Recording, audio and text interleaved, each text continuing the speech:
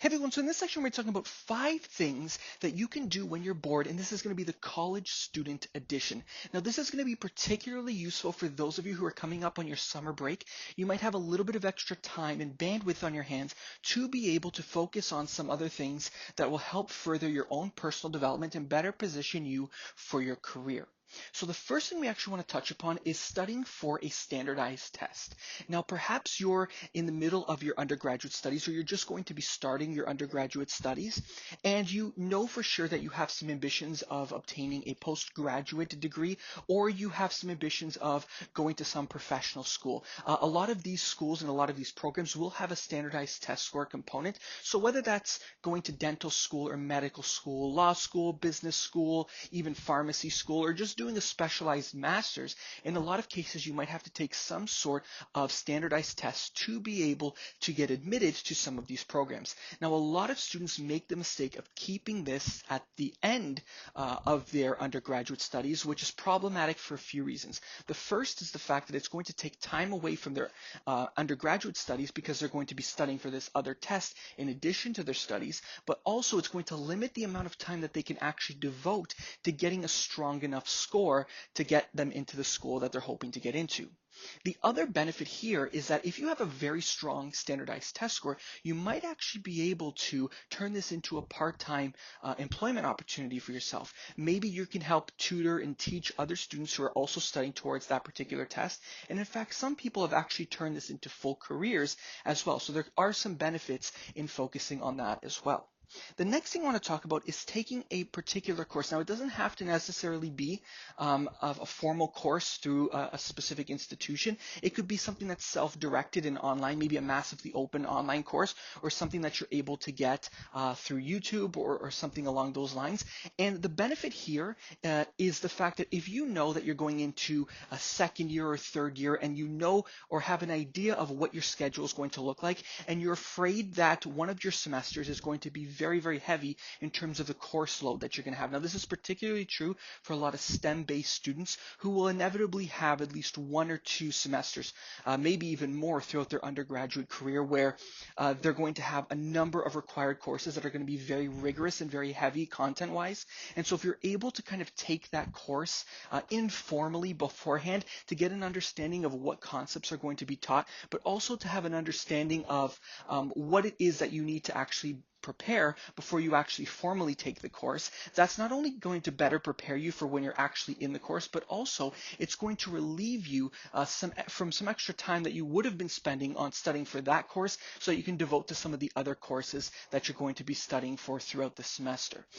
It's also a great opportunity for you to expand on the skills that you have and potentially learn something new. So as an example, if you're a biology student and you've always wanted to learn how to program, taking an informal course through a massively open online course, or just through self-directed learning, if you're able to learn how to code in Python as an example, then perhaps you can not only apply this to some of your studies, but also this might be something that's useful enough to get you maybe a part-time or internship opportunity based on the skills that you're able to teach yourself. So you'd be surprised at what opportunities might come your way by learning some things outside of the classroom that you wouldn't have otherwise thought would be beneficial to your career.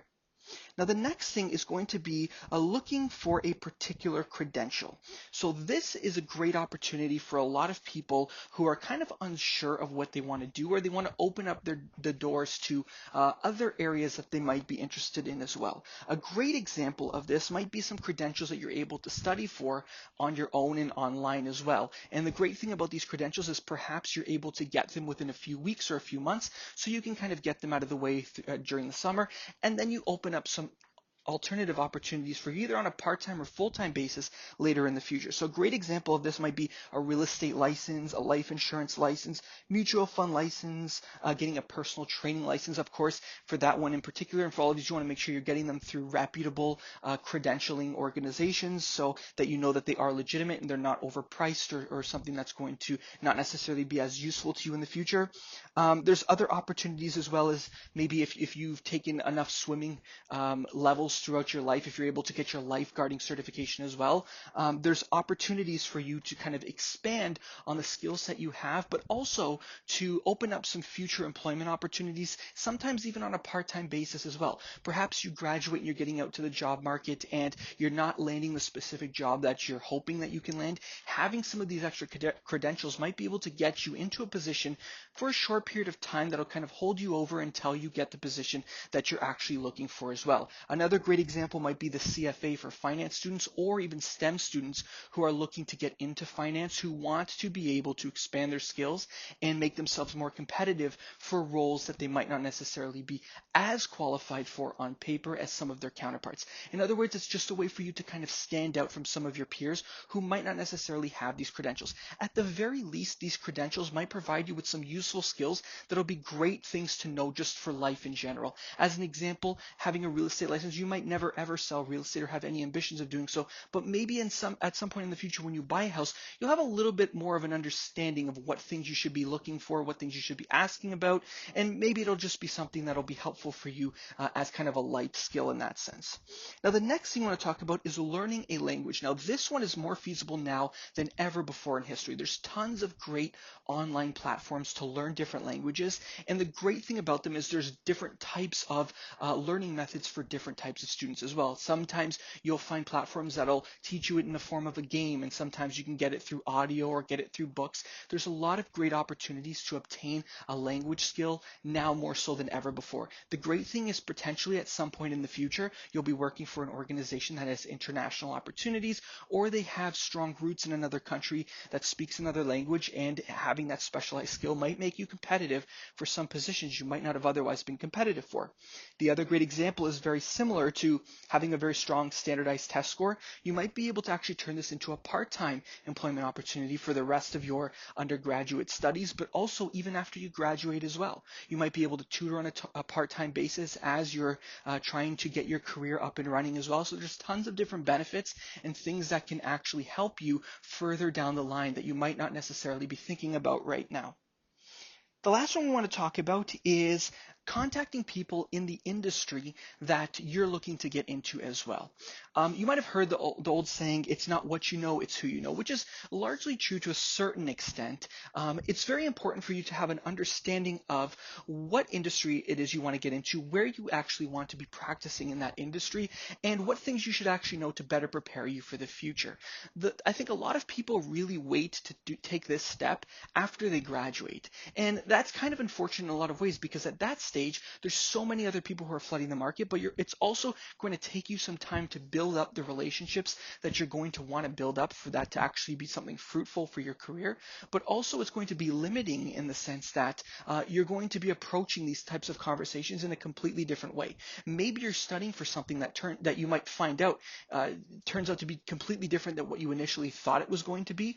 It's best to get as much insight as you can into the industry through talking to people who are already working in this industry beforehand, so you have enough time to potentially pivot to a different industry while you're still in your undergraduate studies, and so that might better prepare you for the future as well. Another thing that kind of goes hand in hand with this, if this isn't something that's really up your alley, if you're not the networking type, is potentially even building your brand, so to speak. So creating things like blogs or online content to kind of create an online presence for you as well might be that thing that helps you stand apart as compared to other students. If nothing else, it'll be a conversation piece for if you potentially get interviews in the future as well.